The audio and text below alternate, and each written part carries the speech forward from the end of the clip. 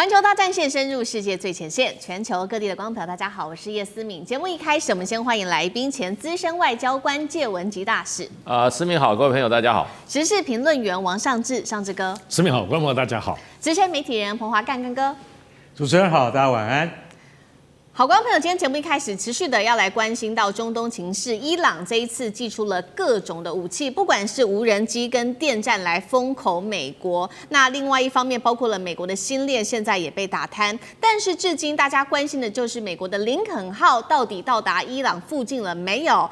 到現在其實美國都還沒有出手。難道美國這一次針對伊朗會選擇放生嗎？今天我們會一起的來做解讀。三個火線話題，今天特別請來賓來幫我們做解讀。首先看到的是伊朗現在內部的示威持續，大家也在看說美國會不會來救他們呢？美國是不是決定不救伊朗了？因為到現在仍然是看不到林肯號航母到達當地，而伊朗現在內部靠着各種的斷網，還有電戰系統跟無人機，讓這個外面的世界完全看不太到內部的狀況，代表現在科技已經站在伊朗的這一邊，來對這些示威者進行鎮壓了嗎？最後今天也會來關心美國這一次到底會不會出手呢？如果美國真的不出手，會不會等於就是讓哈米尼的家族政權持續的續命呢？這個神權體制有沒有可能再統治伊朗20年？如果美國不出手的話，對於整體中東的情勢有什麼樣子的影響？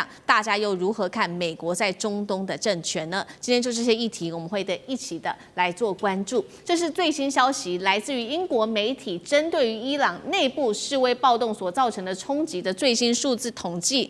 他說，對這一場全國性的血腥鎮壓，死亡人數已經高達了1.6萬人，是伊朗見證47年來最殘酷的一次國內的清洗行動。而大家在關心的是林肯號到底要不要來救伊朗呢？目前根據了解，原本是停在南海的這個林肯號航母的打擊群是已經正式通過馬六甲了，現在預估已經轉向印度洋，最快可以在3到4天之內就能夠逼近波斯灣了。不過呢，在林肯號要航向這個伊朗附近的時候，美國華盛頓郵報在這個時候特別開酸了。他說，川普在這一次的伊朗的危機當中是第一次感受到了美國軍力的極限。就算他說呢，美國開上了這個林肯號到當地，根本不足以壓制伊朗。他如果一旦做這種全面的報復行動，更不要說包括了以色列跟阿拉伯的盟友也都要川普不要去打這一場仗，所以呢，現在伊朗內部就開始懷疑美國會不會就只是光說不做呢，引爆了伊朗示威者對於美國的全面不信任。而真實案例我們也要來看到，是川普先前不是說了嗎？針對這些示威者，美國會來營救他們。結果我們看到內部有一個真實的故事，在這幾天發生。38歲的這個伊朗示威者，他叫做希爾扎德，他是一名父親哦。那原本他親自參與這場抗議，就是認為說背後會有美國的箱挺。在這場示威活動中，他看到他的同伴一個個的倒下。當時伊朗的安全部隊在向他開槍的時候，他甚至還相信美國很快就會到達，沒有想到他最後身亡了，也沒有等到美軍的援助，留下了一名12歲的兒子，發生了這樣悲慘的故事。其實，在伊朗有非常多的個案，我們沒辦法一一的報道。那節目一開始，我們要來特別關心到的就是林肯號遲還沒有開向伊朗周邊，已經重挫伊朗人民對於美國的信任了嗎？所謂美國在中東的軍事存在，還剩下多少真實的威懾力？大使怎麼看？對，其實這一次整個的這個暴動啊，伊朗政府多次對外說，他說這個就是美國跟以色列在外部策動，內部的反對派啊，那麼裡應外合的一次活動啊，那這個東西當然美國不會承認啊。不過川普講了，這個中間啊，大概這個今年初開始，去年底開始啊，慢慢爆發的。其實爆發的原因主要是經濟，因為伊朗的這個物價、通膨跟它的匯率啊，三者都變得非常的糟糕，那讓伊朗老百姓這個生活上感覺到大不如前啊，前景也不好。所以呢，開始是從伊朗德黑蘭的大市場大巴扎開始的。那個有幾個商家貼了標語，然後這些一開始就從這裡開始。那結束也在這裡結束。因為最近有一個大陸的一個在這個伊朗的一個做學問的一個學者，他最近剛回到大陸，有人訪問他那個情況，其實他的感覺是伊朗從頭到尾沒有失控，沒有失控。可是他看到的大部分都是德黑蘭地區，他有的時候有高有低，可是以他在伊朗見到的這種群眾運動來講，規模是中等的啊。那問題就是說，伊朗這個這一次呢，不是只有在德黑蘭有這個抗議事件，伊朗30幾個省，一半的省份通通動起來了。那這個動起來就變成有人說，就是說這可能是有組織性的，有組織性。尤其你知道，伊朗這個靠近庫德族的地區，有庫德族的分離主義運動，長期跟伊朗中央政府在做對立的。那另外還有就貝魯茲的部分，也是有貝魯茲分離主義，那長期在跟這個伊朗中央政府作对的。那當然這些地方它本來就是有組織、有目標的一種反抗中央政府的作為，當然動亂會比較大。那所以大概差不多有30幾個省中有一半，通通有這個所謂的示威抗議事件。那可是另外一個角度看，就還有一半沒有事啊。对，伊朗是有120萬平方公里、9000萬人的國家，所以這次事件的話，就是說星星之火可以燎原，可是它並沒有燎原。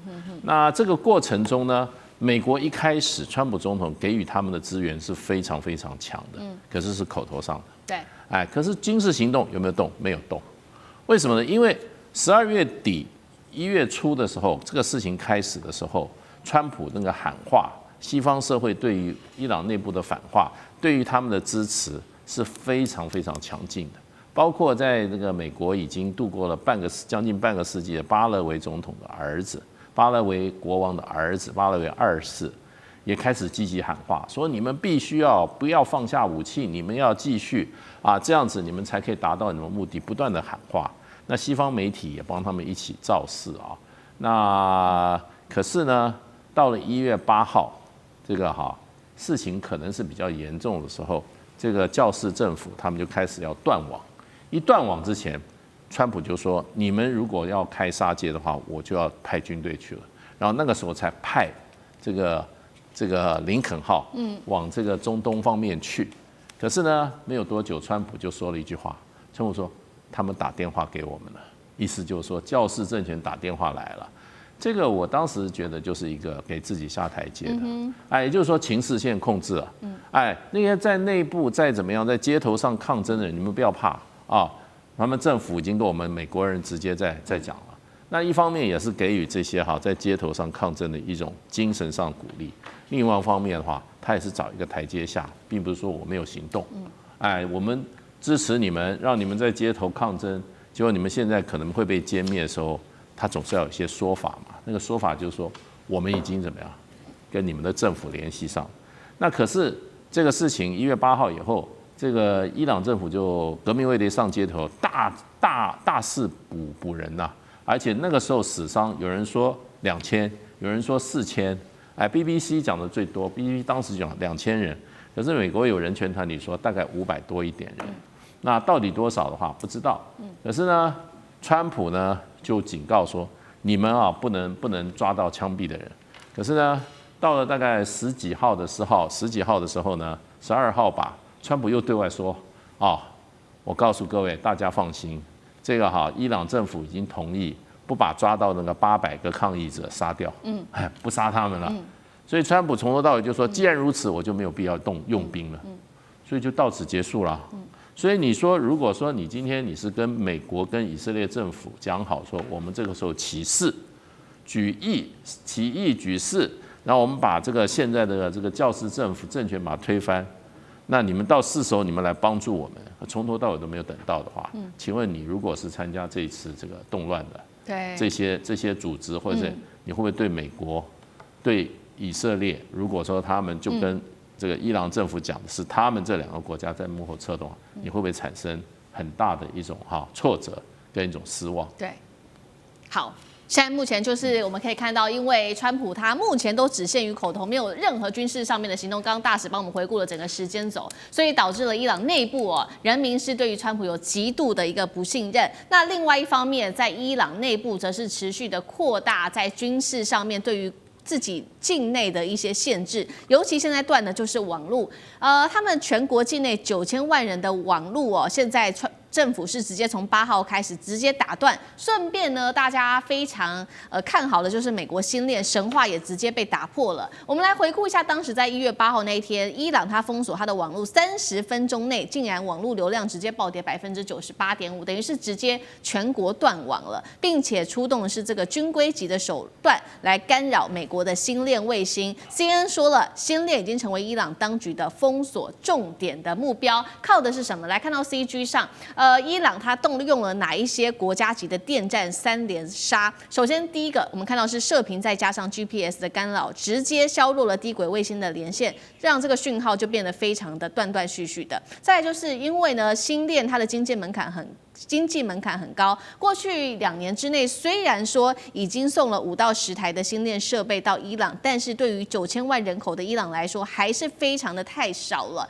杯水車薪啊。最後是伊朗它無人機可以去獵殺這些星鏈系統，因為星鏈設置的地方太明顯了，不管是在屋頂或空曠處，伊朗政府是直接派出無人機來做巡邏，就把這些星鏈給這個巡邏抓到所以這個路透社也引述了這個使用者證實說，星鏈只能在部分地區勉強的使用，而且呢，連線是很不穩定的。幹哥又怎麼看這一次伊朗全面斷網，加上干擾衛星、出動無人機獵殺等等電戰資訊封鎖，對於這一次來說，是伊朗政府能夠鎮壓民眾的一個重要配備嗎？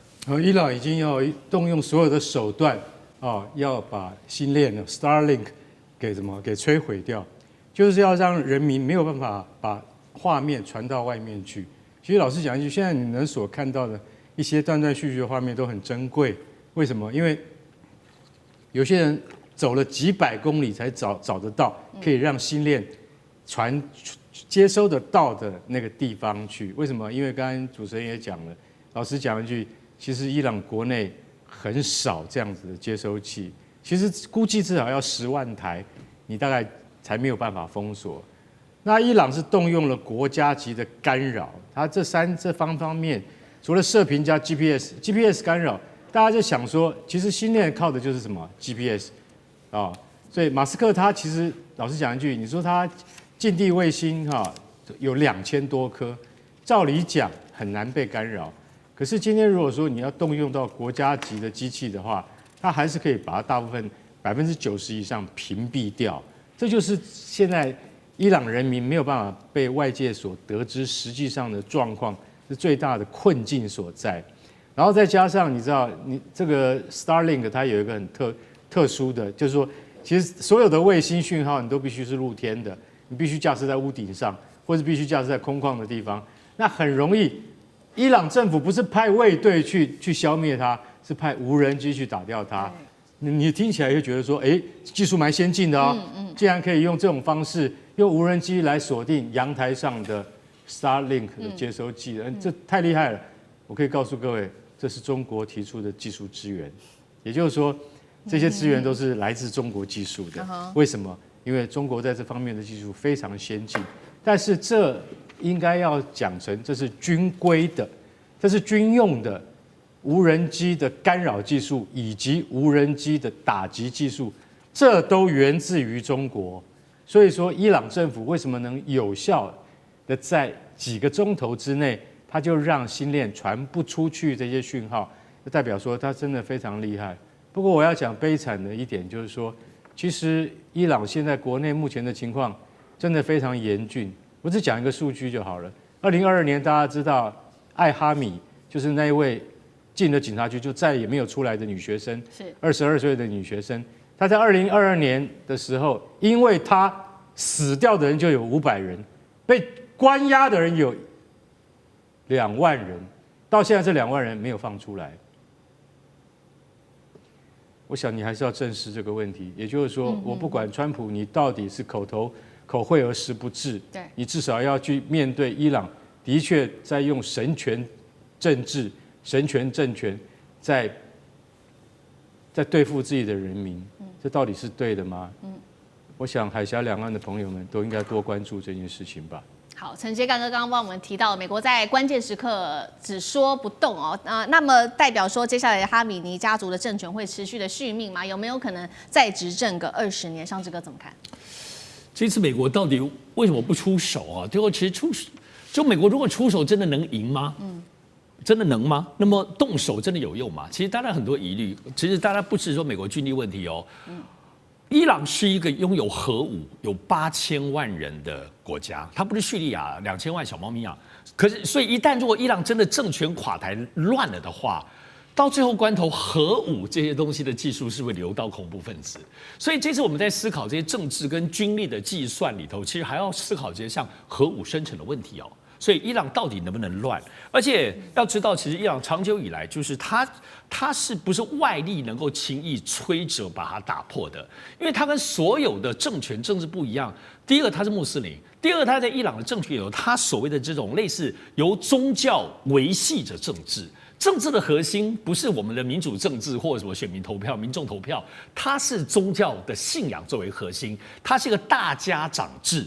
整個伊朗8000萬人，你最後看這個國家哈米尼，它其實是一個難以想象，自古以來的大家長制，到現在都沒有斷絕的一個獨特的政治體制，所以不是我們現在在估算這種西方喊話的東西能夠做的。所以，而且要知道政權的垮台這件事情其實是很微妙的。大家以為就打沒有，其實我覺得海明威有一句話在這次 BBC 的評論裡頭有提到，它叫做一開始是漸進的，然後要有一個突發的東西。這是什麼概念？其實我們在中東，在很多的政權的體制當中，它最後能夠推翻政權，首先第一名能夠成功的是叫做軍事政變，第二個部分就是全面內戰。通常要在這樣的情形之下的話，他的政權才會真的推翻。所以，但是你看這一次的抗爭，雖然沒有說很聲勢浩大，但是商人、學生、基層來說，他們是為飢餓而戰。他們不是真正的要推翻政治，而且這裡頭最大關鍵，我認為是什麼？部隊還是效忠的，我認為這是最大的關鍵。而且抗爭後續無力，他跟先軍，因為你要在聯合國制裁2015年到現在，哈米尼他們上層社會政權都還有錢東西吃，真正沒有能力持續的就是基層啊。所以這跟其他的民主社會的抗爭不一樣。所以我認為這幾個關鍵因素看得出來，美國最後評估不會輕易打的原因是這些原因。好，謝謝尚志哥。那我們休息一下，馬上回來。地缘政治、美中之爭、戰略價值、強權崛起、小國生存，現在與未來洞悉事件走向，掌握世界脈動，全球觀點盡在環球大